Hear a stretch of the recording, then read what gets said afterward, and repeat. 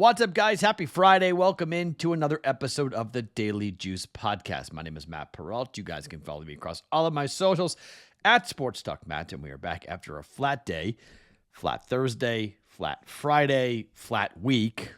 Not up, not down. The Bills lost the game outright. More on them here in just 1 second. Christian Kirk gets it there. That's the only bit we got right.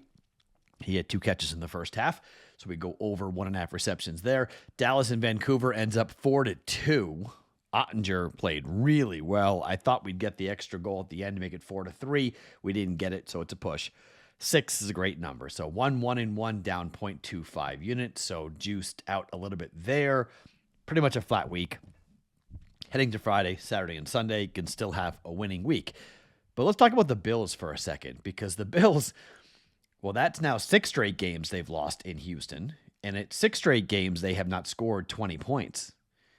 When we started the game and they went right down the field and they scored, you're like, okay, Buffalo's got the mojo going, and then everything kind of stopped.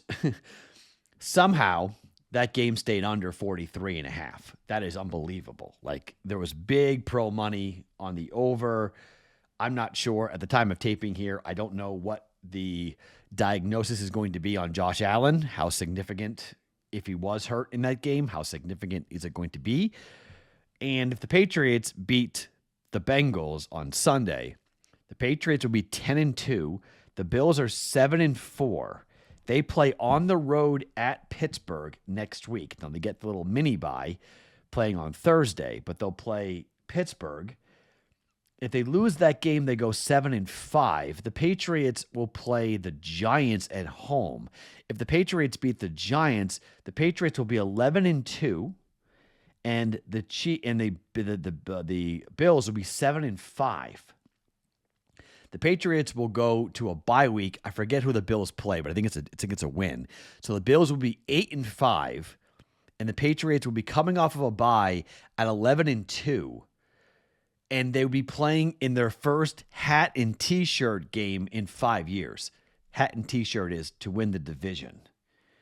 The Patriots to win the AFC East looks pretty solid, which is unbelievable to think about where we were at the start of the regular season. Everyone said fool's gold, including me for that matter, right? To steal Cam Newton's line, that they were going to go over their win total. Already done that. To win the division was like 5-1. For the Patriots to win the AFC East. Josh Allen company, way too many turnovers, way too many mistakes, and that defense is just not good. By the way, Davis Mills is 3-0 as a starter. CJ Stroud's going to get Wally pipped here. Texans have a very slim chance of making the postseason, but maybe they go with the long neck and they go with Davis Mills over CJ Stroud because, I mean, the numbers are the numbers, right? He's playing extremely, extremely well. I've got one bet for us, actually 2 bets in college football for tonight, and the parlay on a Friday. We're going to bring it back. This is not a very juicy parlay. I'm going to try to make a 4-foot putt. Okay, I'm going to try to make an easy one here. I'm going to try to get us on the board. We've not gotten on the board for a parlay in a while. I got one that, should, in quotation marks, should hit, but we'll see how it all plays out. More on that here in just 1 second. Before we give you the picks, let's remind you guys that the presenting sponsor of this podcast is Hard Rock Bet. There's so much to bet on. Sign up today. If you guys bet $5 and it wins, you'll get the winnings from that bet, and you'll also get $150 in extra bonus bets. They also have a thing called the Hard Rock Bet Stats Hub, which will help you out looking at trends, streaks, and stats to help you go ahead and make your picks. Numbers don't lie. The data is right there. Hard Rock Bet app is the only sportsbook legal in Florida, but it's also live in Arizona, Ohio, New Jersey, Indiana, Tennessee, Virginia, Illinois, and Colorado. Hard Rock Bet's got new promos every single day. Download the Hard Rock Bet app and make your first deposit today. Let's start here in Las Vegas. So, there are 8 islands that make up Hawaii, our 50th state. In Las Vegas, there are so many people from Hawaii that live here and come over here to gamble and to party and to just vacation There are so many Hawaiians that do business here in Las Vegas that they call Las Vegas the ninth island. There's billboards all over town about this game saying Las Vegas is the ninth island. The city of Oahu and the city of Las Vegas, they have a lot of things going between the two of them. Also, there's a lot of players that come over here from Hawaii to play at the prep schools. They then go back to Hawaii and play for the University of Hawaii. There's also a lot of kids that are recruited out of Las Vegas to go play at Hawaii. In fact, there are 7 Las Vegas natives on the Hawaii roster. The starting quarterback played high school football at Bishop Gorman here in Las Vegas. There's just a lot of symmetry between Las Vegas and Hawaii. Both these teams are 4-2 in the Mountain West Conference. However, Friday night at home, this is a big game. This is a bigger game than people realize. I think UNLV knows it. I think the alumni know it. I think the fans know it. I think the players know it. And the number is 2.5. Las Vegas is 1-4 ATS at home this year, but that's a little bit deceiving in my opinion. So they opened up the year as 30.5-point favorites against Idaho State. And I thought they were going to be in for a really rough year. They won by 7. It was ugly. But after that, they were 2-point dogs to UCLA. They won outright. We saw where UCLA went after that. They were at home against Air Force. They were laying 7. They won by 3. Didn't cover, but they won. They were at home against New Mexico. They were laying 3.5. They lost by 5. But at home, wins over UCLA, Idaho State, and Air Force. A lot of offense. You can bet the over in this game, but at 64.5, that is such a high number that I'm not comfortable here. Even though, it's been somewhat defense by, whatever they feel like it in terms of games involving UNLV. Last week at home against Utah State, though, 29-26, the game went under by 13.5 points. On the road against Colorado State, it was 42-10. That game went under by 92 points. Last home game after Utah State was New Mexico, 40-35, the loss.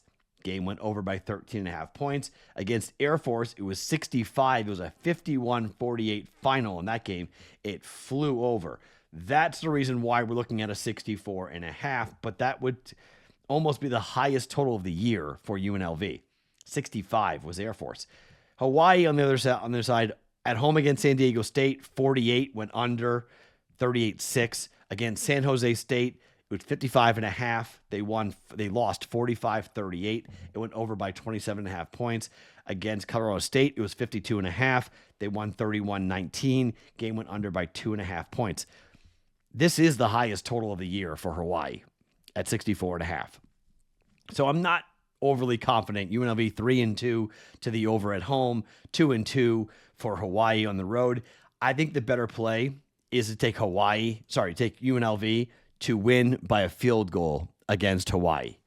This is going to be a fun football game, but I think because of the familiarity between these teams, these players, these coaches, get the 2.5, don't get the 3. I want the 2.5, but I'm going to lay it here with UNLV. I'm going to lay the 2.5 with the Running Rebels at home on a Friday night, rocking environment at Allegiant Stadium. Big game here for Coach Mullins and company. UNLV minus 2.5 at minus 110 for 1.1 units. The second bet of the day, also in college football, Florida State and North Carolina State. This game's being played in Raleigh. Now, it looks like it's going to be a little bit cold and wet. Not awful, but not that windy either. But the total is 60 or 59.5, depending on the book you're looking at. It opened up at 61.5. It has since been bet down. These two teams, I don't know if they're going to get into as big of a shootout as the number projects it to. It's a little bit surprising it's this high at 60. Florida State is 2-1 to the under on the road this year, and NC State is 3-2 to the over, but their last game went under against Miami on the road. It was 54.5. They scored 7 points and they got blown out 41-7 against Miami. The last 4 games have gone under for Florida State, and the totals have been 55.5, 57.5, 51.5, and 54.5. They've gone under by 7.5, 23.5, 2.5, and 21.5. In fact, the last 2 road games for Florida State have gone under by 21.5 and 23.5. They're simply not scoring right now. Now, they did put up 34 points at home against Va Tech in their last game, but Clemson, 10, Stanford, 13. Here is NC State, and I know their defense is not outstanding. Miami just hung 41 points on them, but at home, they did get into a shootout with Georgia Tech, 48-36, and Pittsburgh did run them out of the building, 53-34, so that's why this number is as high as it is. I just don't know if Florida State's going to go and put up a huge number, and I'm not sure NC State scores a whole lot against Florida State. With the idea that we're getting some weather here in the area, I'm going to take the 60, and I'm going to bet the under. I'll follow the steam here. All the money early is coming in. All the pro money is coming in on the under. I'll follow it here.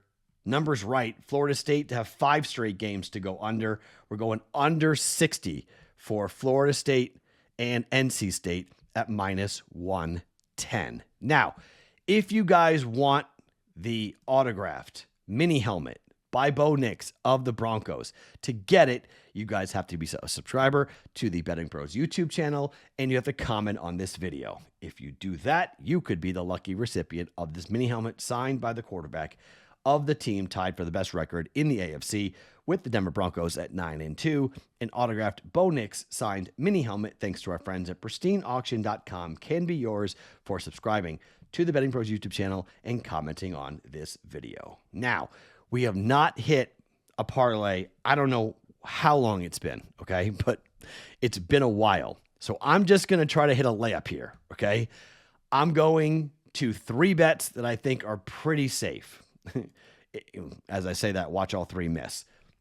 Almost last week, I think 2 of the 3 missed, but this is a +131 parlay. Not big return by any means, but we're going to take big favorites in the NBA. Cleveland is at home laying 13.5 against the Pacers, who have 2 wins on the year. Cleveland money line is your first leg. The second leg, we're looking for big numbers again. Oklahoma City is on the road at Utah. OKC is laying 16.5 points to Utah. We're going money line, Oklahoma City Thunder. And then the bet that really is what the bet's all about, the total, Denver and Houston.